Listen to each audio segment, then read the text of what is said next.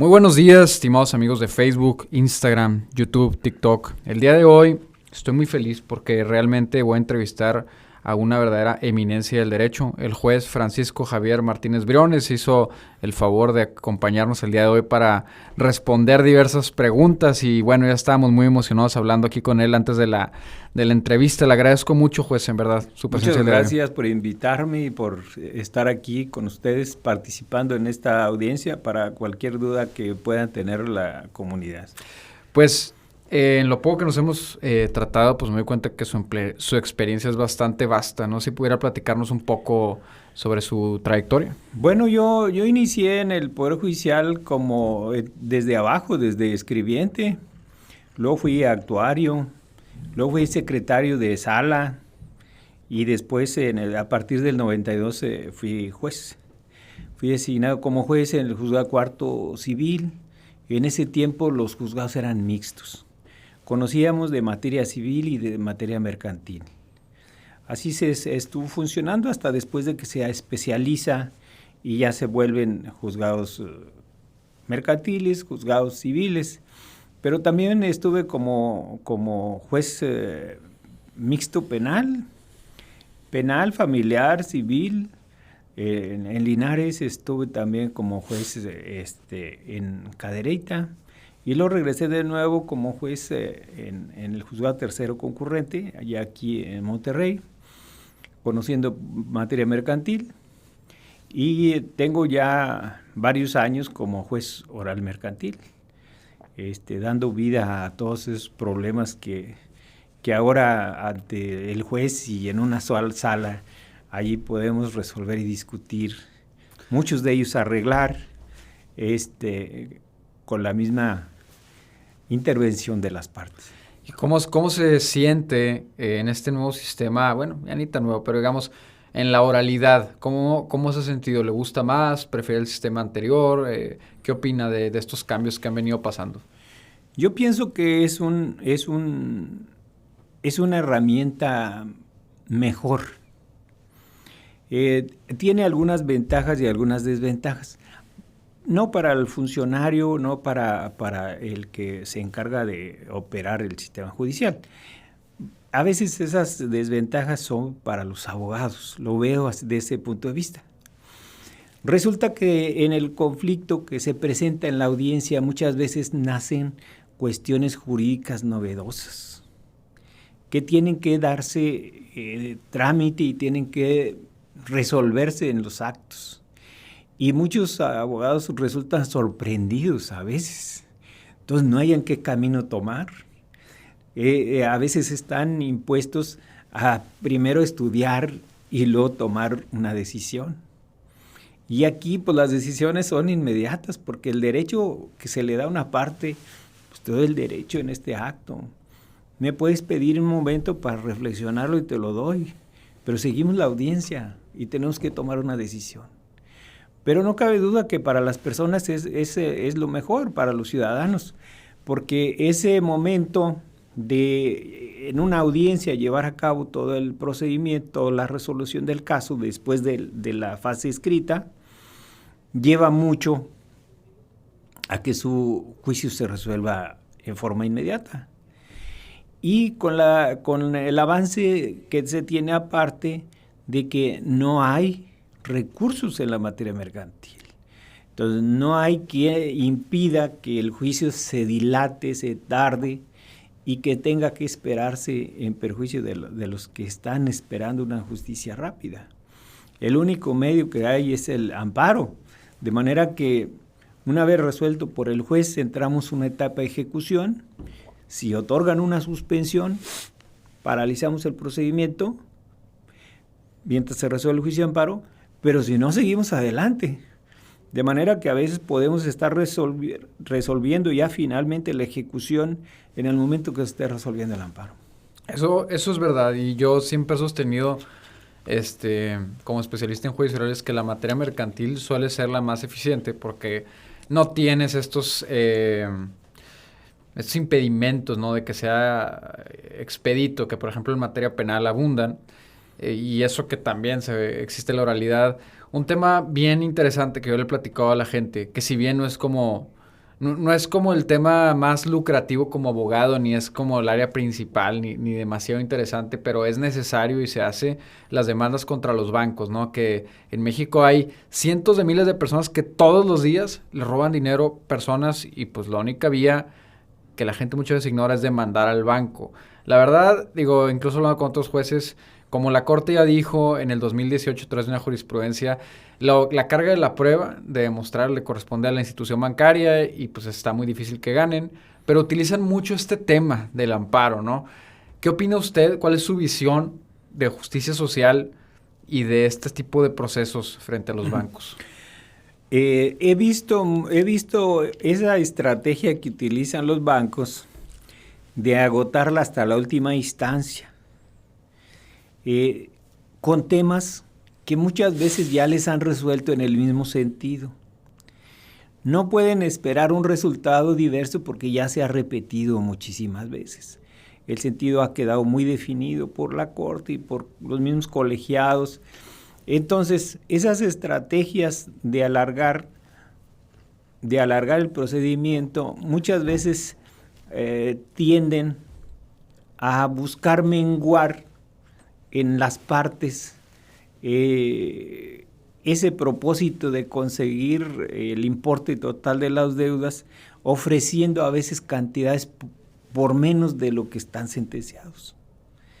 En las propias audiencias vemos que cuando entramos a la audiencia, el banco de inicio le dice, te doy un X porcentaje y aquí que queden las cosas. Muchas veces los abogados dicen, a mí por cada caso me pagan esta cantidad. Para no seguir el caso te ofrezco lo que me da el banco a mí, para que tú quedes satisfecho con eso. Y bueno, todos aquellos que no aceptan esas ofertas, pues esperan el resultado final. Y ese resultado final viene dando, pues muchas veces, si es que otorgan los bancos la caución para que suspenda la ejecución. Pero últimamente hemos visto que los bancos no están otorgando la caución. Entonces, desde el momento que tenemos la sentencia, se pide la ejecución en contra de los bancos a través de la Comisión Nacional Bancaria y tiene que venir el banco y consignar el importe de lo sentenciado. Eso independientemente de que esté en vías todavía de amparo la resolución final del caso. Sí, porque me imagino que como son tan listillos ni siquiera quieren poner la garantía señalada. Y un tema interesante que hace poco, pues bueno, hace muy poco me enteré, es que los bancos tienen un seguro. No sé si usted ha escuchado eso. Bueno, yo he escuchado a través de abogados, de litigantes de las instituciones de crédito, de algunos de ellos, que el trámite de defensa a favor del banco lo tienen que llevar por todas las instancias, no solamente la instancia ordinaria, sino también a través del juicio de amparo, porque para que se pague, para ellos poder pagar al cliente que finalmente es quien los está demandando, porque sigue siendo cliente de ellos, tienen que agotar todas las instancias con motivo de un seguro que tienen y poder cobrar al seguro precisamente el importe de esa cantidad que ellos pagan. Todas sus operaciones las tienen aseguradas. Las operaciones no están desprovistas de una seguridad a favor de ellos. Esas operaciones creo que no se las pagan en un 100%, pero sí se las pagan en un porcentaje alto. Ya, pues digo, al final de cuentas, la casa nunca pierde, dicen Sí. por ahí. Pero un tema importante que creo que a la gente le interesa saber es, a ver, demando al banco, seguramente voy a ganar, y se van al amparo, y el amparo se lo come 1 año y medio el proceso para que quede firme. En ese tiempo hay factores como la inflación, los intereses, y ya no vale, digamos, lo mismo el dinero que recibieron, o más bien que dieron en su momento, al que van a recibir. ¿Cuál es el procedimiento legal para el cobro de estos intereses? Bueno, en cada uno de los juicios, las partes demandan no solamente el importe de aquellas cantidades que indebidamente les fueron retenidas o les fueron robadas de su dinero por motivos cibernéticos o transferencias o a través de tarjetas de crédito. Esas cantidades de dinero, ellos reclaman el importe de esas cantidades, pero también reclaman intereses. Lo malo es de que los intereses que se reclaman pues apenas es el 6% anual, a diferencia de las tasas tan altísimas que cobran las instituciones de crédito. Entonces, estos actores de estos juicios, usuarios de los mismos bancos, al tener en beneficio de ellos una sentencia que condena a la institución a que restituya esas cantidades, también los condena a que le paguen los intereses a las partes. Y esa cantidad de intereses pues, está representada por un 6% anual de acuerdo a la ley. Entonces, después de que se dicta la sentencia definitiva, entra a un proceso de ejecución de sentencia donde tienen derecho a promover un incidente de ejecución de sentencia, cuantifican el monto de los intereses y en base a eso se hace una condena en contra de la institución a que pague ese importe de esos intereses también. Y es una manera de resarcir en algo. A lo mejor no todos, si tuvieran a través de una inversión, pudiera ser más, pero es una manera de que se recupere un poco el usuario. Sí, un poco, porque habrá operaciones chiquitas donde el importe de las cantidades no impactan tanto, pero sí hay cantidades millonarias donde sí el banco es condenado a pagar cantidades millonarias y pues sí representaría mucho un quebranto ahí. Sí, claro, los intereses ahí sí juegan, ¿no? Sí. Y del tema, hablando de esta situación, a ver, de dinero y de las operaciones que los ciudadanos normalmente hacen, ¿no? Para hacer algo con su patrimonio, está sin duda el derecho inmobiliario, que es algo muy presente. Yo creo que hoy tenemos más desarrollos que Oxxos, ¿no? Cada día hay más. ¿Qué piensa usted sobre esta situación? Porque parece ser que cada día hay como más material para llevar a cabo juicios orales mercantiles, ¿no? Sí, cada día vemos cómo se incrementa precisamente esa demanda de personas porque se les haga justicia al resultar defraudados con operaciones de compraventa a través de desarrollos inmobiliarios que finalmente no les entregan sus bienes. Tenemos un incremento muy grande de ese tipo de juicios, tanto de desarrollos horizontales y más sobre los verticales. Llegó una nueva moda de las personas en la ciudad de querer todos vivir en un desarrollo vertical. Y esto tomó ciertas formas de realización. Porque para llevar a cabo eso, lo que vemos más común es que se asocian personas. Hay una persona dueña de un inmueble, hay un capitalista que viene y se asocia con el dueño del inmueble y dice, yo voy a construir 300, 400 departamentos. Al momento que yo voy a construir, yo tengo los recursos y los bienes para llevar a cabo eso. Entonces, al momento que se asocia y hacen ese contrato maestro que le llaman ellos, en ese contrato establecen derechos y obligaciones a favor. Y para poder iniciar con esa operación, el dueño del inmueble tiene que cederle un porcentaje, transmitirle dominio de un porcentaje de lo que se va a construir ya sobre ese bien. Y darle el derecho anticipado, que todavía ni siquiera se construye ni nada, de empezar la venta de los locales o departamentos que se van a construir. De manera que todavía no se construye los bienes, todavía no se sabe ni siquiera que tengan el capital, no hay garantías a veces ni siquiera de que tengan capital, y ya ese constructor ya vendió. Una locura. Y a veces no solamente ya vendió, a veces vendió Algo que a ni es a 2 o 3 personas del mismo departamento. Sí, bueno, eso es algo que además ya caería en una situación de un dolo penal, ¿no? Pero es bien interesante esto que menciona y me da tantas líneas de preguntas, porque por un lado tenemos el incumplimiento por X razón, hasta digamos por una causa de fuerza mayor, un error, lo que está bien, un incumplimiento. Ahora tenemos un incumplimiento negligente y tenemos una situación delictiva. Yo quiero saber qué opina de mi planteamiento que le haré a continuación. Considero, respecto a esta situación, que cuando es casi cualquier litigio inmobiliario de un incumplimiento, una promesa, se debe desahogar a través de un juicio oral mercantil y no de un juicio ordinario civil como ordinariamente se hacía, porque la Corte dijo que era una situación donde si existía especulación comercial, es mercantil. Y casi en todos los casos se puede decir que hay una especulación comercial. No sé qué opine usted. Sí, efectivamente se está llevando a cabo a través de juicios orales mercantiles. Y esto porque precisamente constituyen actos jurídicos que tienen la categoría de especulativos, donde el fin de los mismos pues, es obtener ganancias económicas.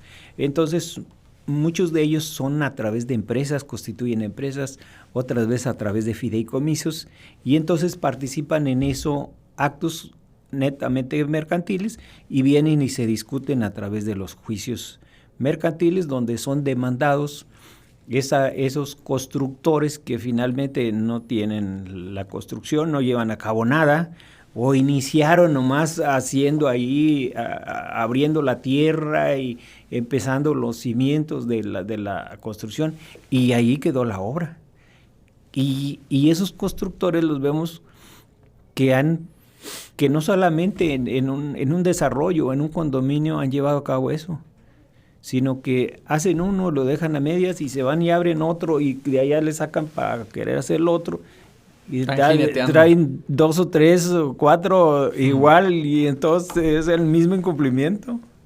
Y ahí el tema es delicado porque creo que en ese caso, aparte de exigir el cumplimiento forzoso o la rescisión, creo que también sería viable por la vía civil una demanda de responsabilidad civil, o sea, por el ilícito probablemente derivado de una situación penal. Pero algo que yo he visto que han sido muy, muy astutos, este tipo de, la verdad, criminales, es encontrar esta laguna gris entre lo penal y lo civil. No sé qué opine usted, porque hacen una serie de artimañas que a veces es difícil para el juzgador establecer una competencia. O sea, yo me he visto situaciones donde, por ejemplo, van a comprar un inmueble, una persona, hace el tema de una notaría, todo bien, y mientras que el notario, no sé si involucrado o no, se espera para hacer la inscripción, la otra persona se autoembarga a través de una fianza o cualquier cosa y ya obligan primero a... Perdón. Ya obligan a que la persona tenga que hacer un procedimiento accesorio y van haciendo que el proceso burocrático afecte a la persona. ¿Cómo podrían los ciudadanos avanzar o qué cambios considera usted que tendría que haber para tener esto más expedito, ¿no? Ese punto es muy importante porque ahorita el hacer efectivo, buscar el resarcimiento de aquello que obtuvieron, de aquello que le quitaron a las personas, a veces resulta el fin imposible. Porque a través de una sentencia que se obtenga la condena en contra de estas personas, pues resulta que al llevar a cabo la ejecución de la misma, pues no hay bienes. El registro público, la propiedad no tiene nada a su nombre. Ante la Comisión Nacional Bancaria se manda a todas las instituciones y no tienen a su nombre. Operan a través de terceras personas que no están participando en los negocios. Entonces, ese es el detalle, porque ahí la gente se enfrenta precisamente al problema de qué está haciendo la justicia. Lo que pasó fue que ellos no se provieron de las medidas necesarias para ver, oye, ¿de qué manera, en caso de que no se cumpla, cómo vas a garantizar la devolución de aquello que te estoy dando? Sí, desde la firma del confían contrato. ciegamente de que ya están viendo su departamento, ya están viendo su casa, y pues resulta que no. Se las enseñan en una maqueta y ya piensan que ahí está. Y es un tema bien importante porque la gente, o sea, tú le dices, oye, págale a un abogado X cantidad para que revise un contrato. No, prefiero ahorrármelo y tal.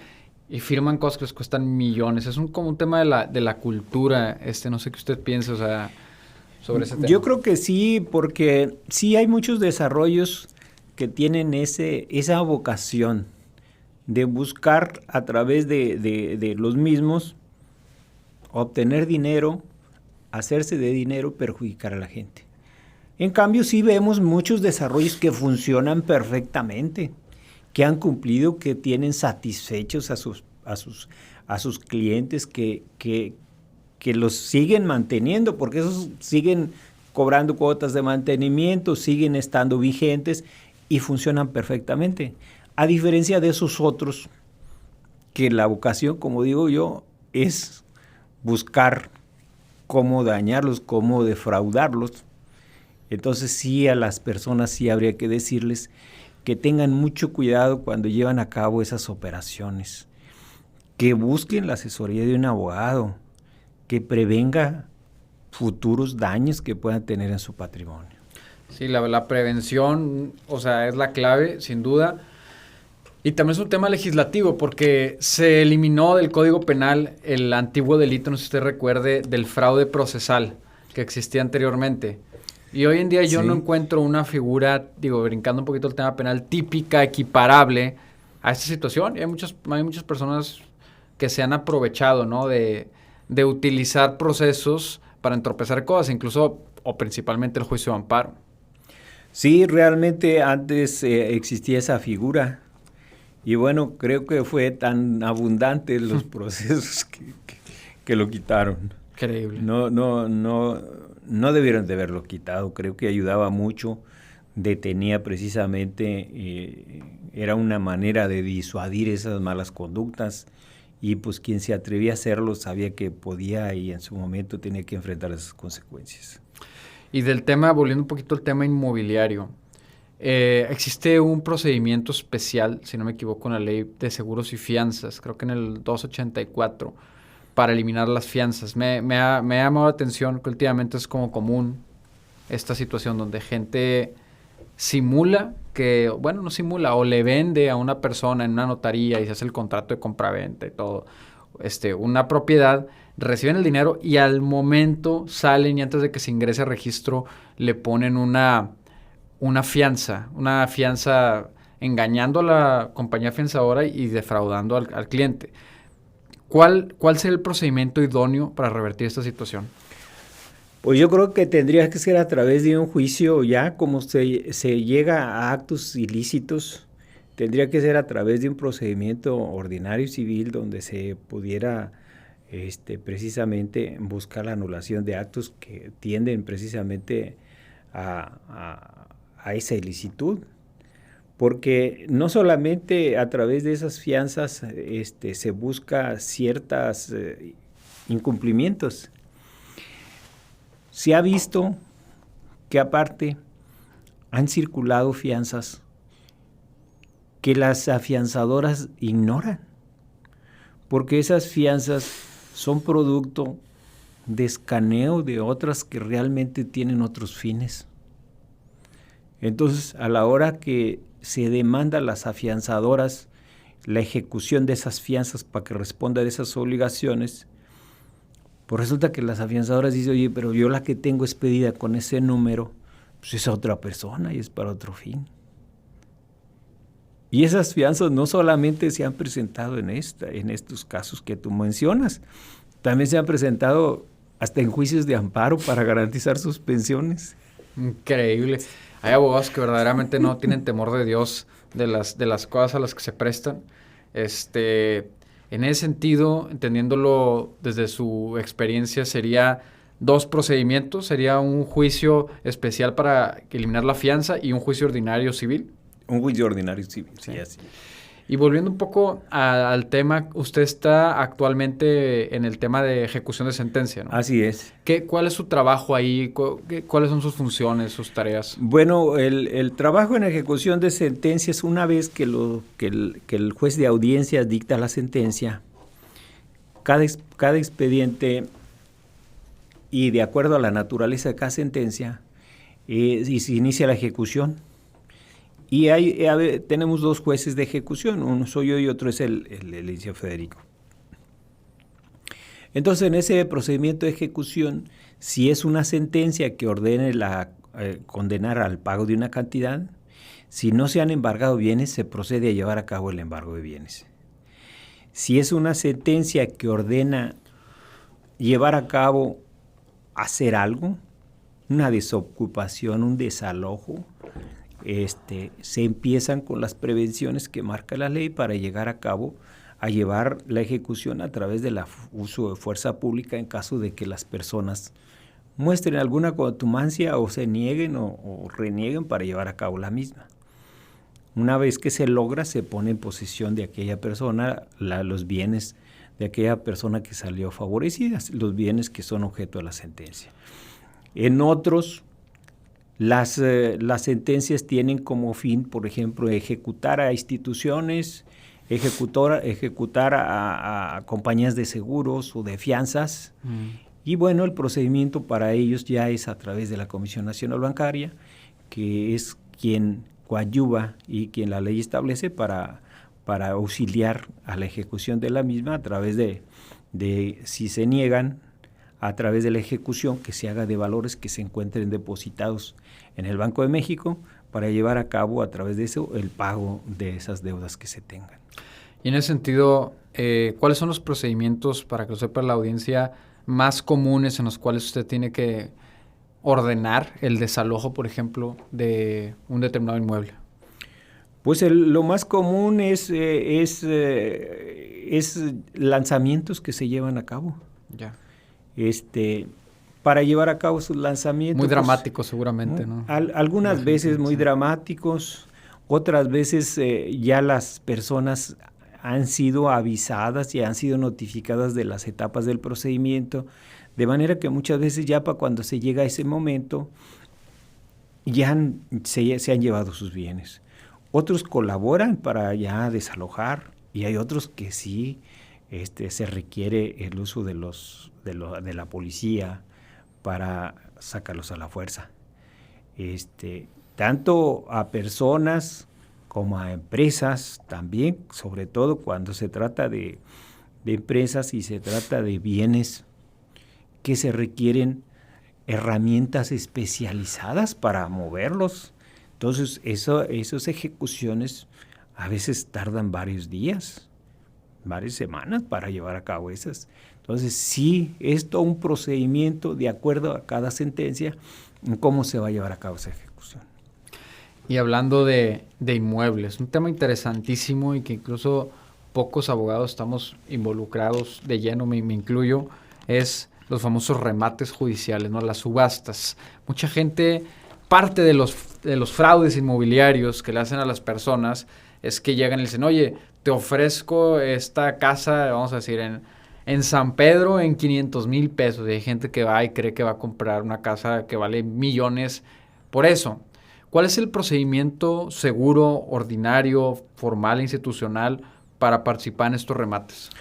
Bueno, es un procedimiento seguro porque para llevar a cabo el remate tiene que cuidarse que el bien que se va a rematar precisamente sea del demandado.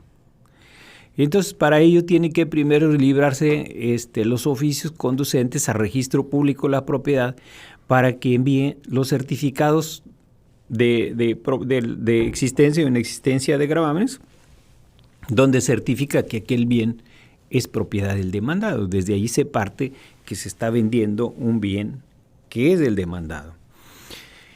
Esos bienes, una vez que se tiene ya la razón del registro público, se entra a un proceso de evaluación. En ese proceso de evaluación, ya la ley nos dice que tiene que ser a través de peritos que sean designados por instituciones bancarias o por corredores públicos o por el Consejo de la Judicatura. En el Poder Judicial tenemos un listado de todos esos peritos que son autorizados por el Tribunal Superior de Justicia. A través de esos peritos se hace la evaluación. Una vez que se evalúan los bienes, se ponen a la vista de las partes y luego ya ordenamos publicar a través de periódicos, generalmente de periódicos de los más que tienen más circulación, y ya para que en tal fecha se lleve a cabo la subasta. Esas subastas las llevamos a cabo físicamente en las instalaciones de las salas de remate que tiene el Poder Judicial, pero también todos los postores que quieren participar pueden hacerlo a través de la aplicación de plataforma de Microsoft. Entonces, tenemos a veces muchos postores participando a través de esas aplicaciones y llevamos a cabo el remate. Allí es una seguridad que se da porque ahí va a quedar el bien adjudicado a favor de aquel que pague la cantidad más alta. Pero vemos que adicionalmente al procedimiento del remate, y eso no lo ha ignorado el Poder Judicial, que muchas personas o abogados o coyotes, como le llaman allí en el medio, publican en periódicos donde manifiestan que ellos están vendiendo sus bienes. Y esa es una forma de atraer personas, de decir, yo estoy vendiendo este bien. Y no es cierto, ellos ni siquiera participan en el juicio. Y ya están ofreciéndolo, ese bien. Resulta que a la hora de llevar a cabo el remate, lo único que ellos buscan de esa manera atraer gente que les hable y ofrecer servicios de parte de ellos para acompañarlos a participar en una subasta. Que no les garantiza nada. Así es, no les garantiza nada, pero sí ya les fincaron un cobro para eso. Entonces, esa postura siempre se ha observado que la hacen en forma muy común. No, y también que ofrecen propiedades que, por ejemplo, están en un litigio, y en un litigio en el cual todavía está muy lejos de llegar a la firmeza, incluso que hay personas viviendo ahí. O sea, ¿qué opina usted de esta situación? O sea, ¿qué diferencia, para que lo entienda la gente, hay entre comprar los derechos litigiosos de una propiedad en problemada y de participar en un remate judicial? Bueno, la compra de los derechos litigiosos se da respecto de lo que se discute en el juicio, respecto de la suerte, porque muchas veces se da esas transmisiones de esos derechos litigiosos antes de que sea sentenciado el juicio.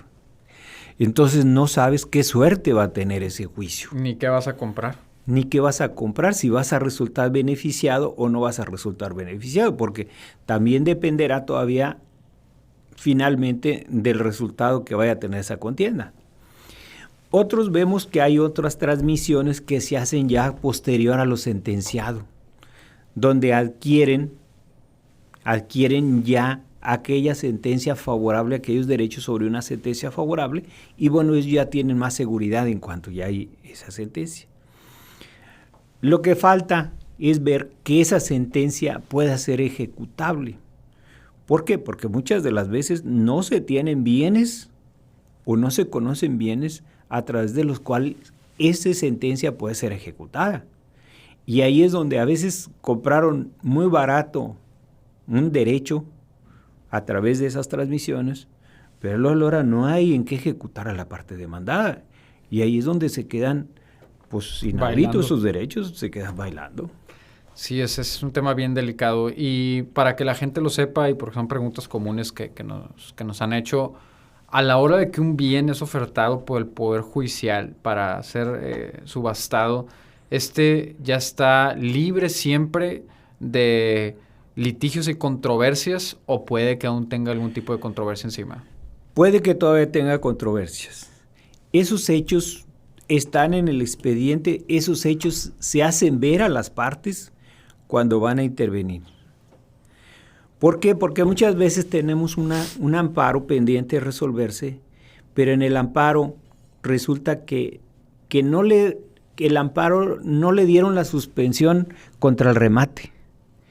Simplemente el juez de distrito dice, concedo la suspensión para que no se escriture si llevas a cabo el remate. Y entonces cuando llegan los postores, cuando llevamos a cabo la subasta, se les hace ver que está en esa condición ese bien y si quieren adquirirlo bajo esas condiciones. ¿Cuál puede ser el resultado? El que el juzgado de distrito dicte una sentencia que favorezca al quejoso y que deje sin efectos esa audiencia de todo el procedimiento. ¿Y hasta dónde llegaría la consecuencia? Bueno, que a aquellos postores que se pudo participar, se le regrese su dinero. Eso es algo bien importante porque la diferencia precisamente entre participar en una subasta judicial y una subasta de un coyote, pues es que en la judicial te regresan tu dinero, ¿no? Así es. Eso es bien importante. Y volviendo un poco al tema del juicio oral mercantil, en el tema de seguros, ¿qué tanta carga de trabajo tienen en los juzgados en litigios contra aseguradoras? Sí tenemos carga, pero siempre son algunas aseguradoras. Ya. Algunas aseguradoras que sí están muy identificables, que son siempre las que a la hora rechazan los siniestros, a la hora de la hora controvierten todo, niegan el derecho de aquel con el que ellos tienen su contrato, pero son muy especiales. Hay unas que son las que más vemos que participan en eso. Hay muchas que no tienen litigios, que no tienen esas cosas. Entonces, sí se da y sí se ve. Hay otras muy grandes que por la cantidad enorme que se discute, también se van al litigio. Pero son casos muy, muy pocos. Por lo general, encuentra alguna similitud entre los litigios de los bancos y las aseguradoras. Lo digo en virtud de que por ahí hay una jurisprudencia de la Corte que dice que siempre se le debe dar a la póliza la interpretación más favorable al asegurado, porque sabemos que aseguradoras hay muchos y algunas quieren confundir, ¿no?, el tema de la interpretación de una póliza bien difícil, que aunque seamos abogados y hasta jueces decimos, a ver, pero ¿de qué hablas? La letra chiquita se contradice y ahí ¿cómo ve esta situación? ¿Puede haber una similitud con el tema de los bancos? Pues sí, se trata de contratos de adhesión. Desde ahí ya son comunes esos contratos. Son contratos de adhesión donde pues todas las clausulado, toda la letra chiquita, como tú dices. No es negociable. Pues no es negociable. O lo firmas o lo firmas. Exacto. Entonces, desde ahí, pues todos esos derechos ellos ya los tienen a su favor. Cláusulas leoninas, cláusulas que van en perjuicio o en contra de la naturaleza de los propios contratos de seguro, pues son los que se controvierten a la hora de la hora, pues son los que echan abajo, porque realmente lo que buscan realmente no es una asimetría, una igualdad entre las partes, sino todo lo contrario. Sí, definitivamente. Ahí puede considerarse incluso, no sé qué opina usted, una obligación condicional, ¿no? Sí, realmente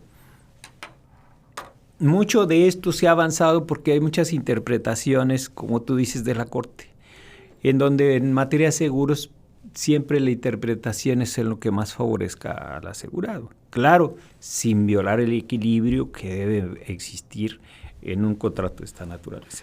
Es interesante porque la Corte ha venido teniendo un rol en los últimos 10 años muy interpretativo, en el cual no es que esté legislando, pero sí está generando una serie de criterios que han favorecido a las personas, que me parece incluso, desde mi punto de vista, a veces más hasta que el poder legislativo, ¿no? Fíjate que sí ha sido, el poder legislativo siempre ha dejado abierta la puerta porque no puede prever todas las situaciones y entonces siempre deja a la discreción y al arbitrio del juez. de que tome decisiones seguras, fundadas y correctas y ajustadas a la ley, ¿verdad?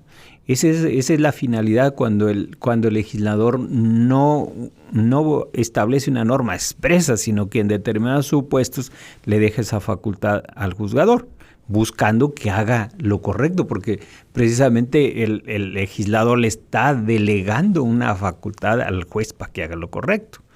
Cuando el juez no hace lo correcto o tiene una interpretación contraria a esos espíritus, pues a veces caemos en ese problema de ambigüedades o contradicciones, y finalmente tiene que llegar hasta la corte, donde ya la corte venga y diga, vas a seguir esta línea.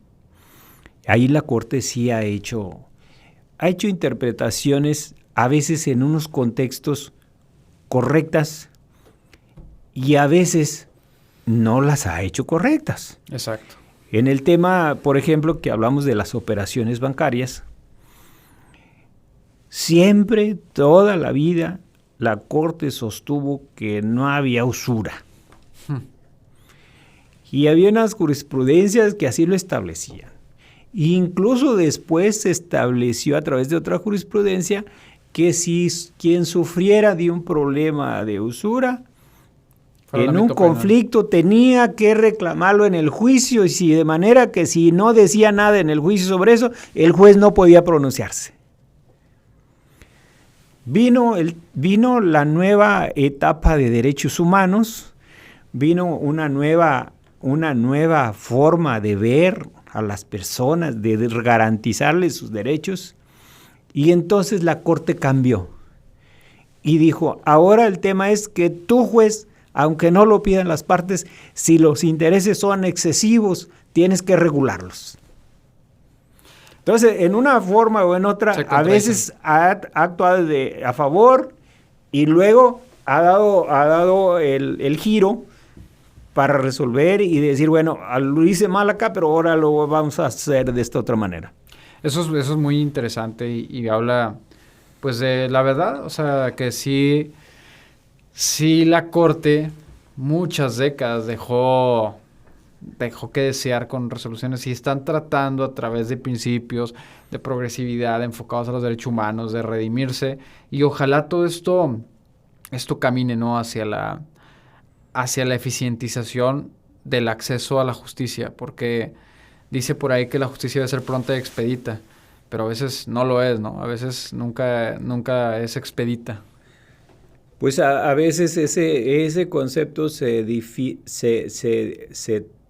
difiere, porque a veces la justicia no es tener una sentencia a favor, no es tener una sentencia rápida que te dé tus derechos, porque cuando esa sentencia no la puede ser efectiva, porque siempre tienes un contrario, y ese contrario siempre está buscando la forma de cómo rehuir el cumplimiento de esa sentencia.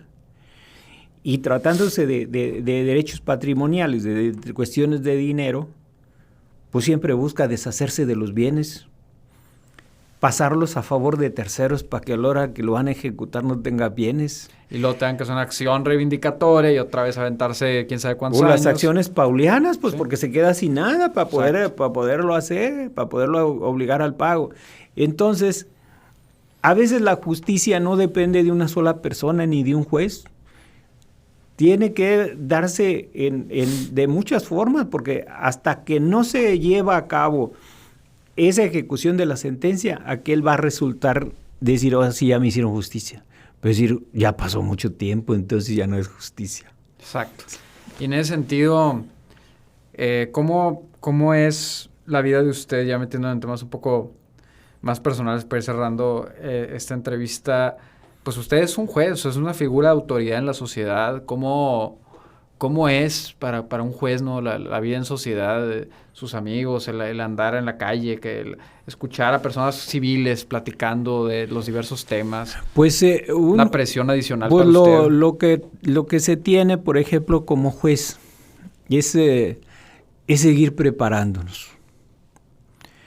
No podemos quedarnos como juez con la carrera que llevamos y en base a eso ejercer nuestro trabajo. En la vida social, tenemos una vida social común, y en la vida académica tenemos que seguir adelante. Tenemos que seguir estudiando, preparándonos, cursando maestrías, cursando diplomados, yendo a conferencias, yendo a conversaciones, a diálogos, para seguir preparándonos para poder enfrentar el trabajo que tenemos. Y a usted, creo que nunca, no se lo pregunté, pero sería un buen momento. ¿Qué lo llevó a estudiar Derecho? ¿Por qué eligió esta profesión? Bueno, yo realmente tenía otras intenciones cuando iba a decidir estudiar. Pero cuando ya tenía el día que iba a llevar a cabo mi inscripción, mi padre, que en paz descanse, me dijo: vas a estudiar leyes, hijo. Y vino conmigo a acompañarme, a inscribirme, porque él quería tener en la familia una persona que estudiara leyes.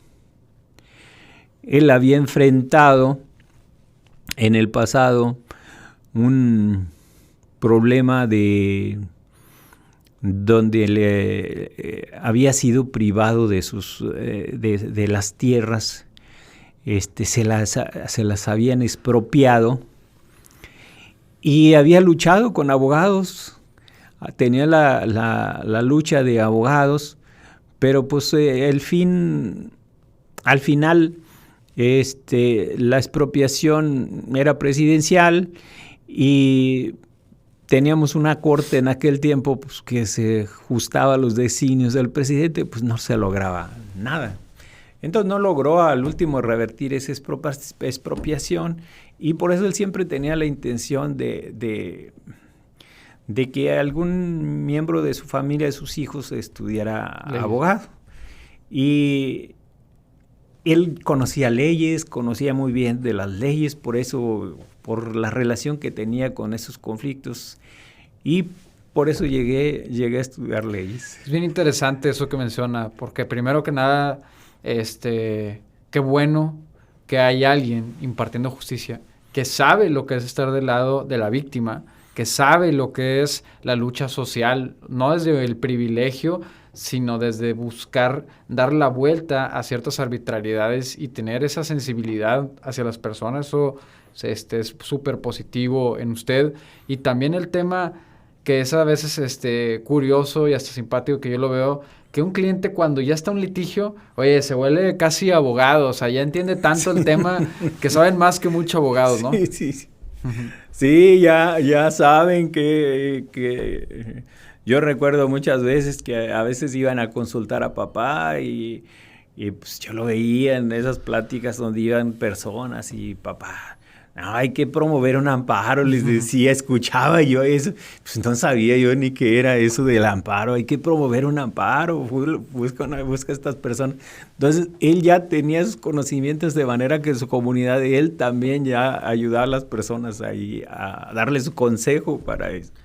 Pues qué agradable ha sido platicar con usted. Espero que no sea la última vez que nos haga el favor de compartir este espacio.